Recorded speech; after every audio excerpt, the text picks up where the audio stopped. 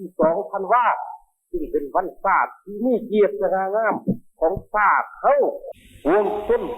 ทั่วกองทัพจงสามัคคีกันก้าวขึ้นด้วยความขยันก้าวหันสร้างสาธารณรัฐประชาธิปไตยประชาชนลาวประเทศชาติที่แสนรักของพวกเฮาให้ทั้งมีเข้มแข็งและพัฒนาถาวร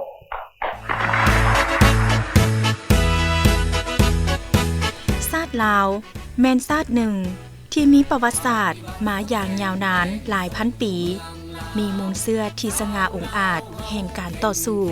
ต้านการหุกหาญของศัตรูจากภายนอกมีมูลเชื่ออันองอาจกล้าหาญของบรรพบุรุษลาวที่ได้สร้างประวัติศาสตร์ไว้ให้ประชาชนลาวบรรดาเผ่ารุ่นต่อไปเป็นผู้สืบทอด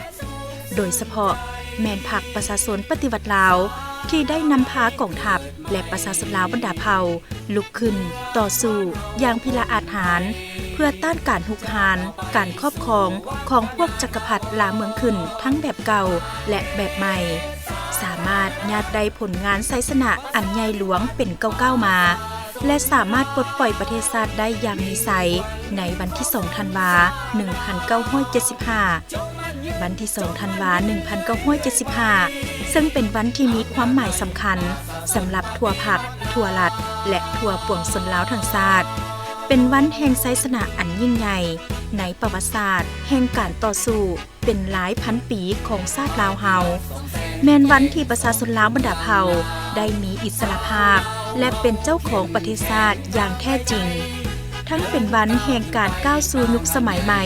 ในการสร้างสรรค์ประเทศลาวให้มีสันติภาพเอกราชประชาธิปไตยเอกภาพวัฒนาถาวรสมเสยวันสถาปนาสาธารณรัฐประชาธิปไตยประชาชนลาว2 ธันวาคม 1975 หา 2 ธันวาคม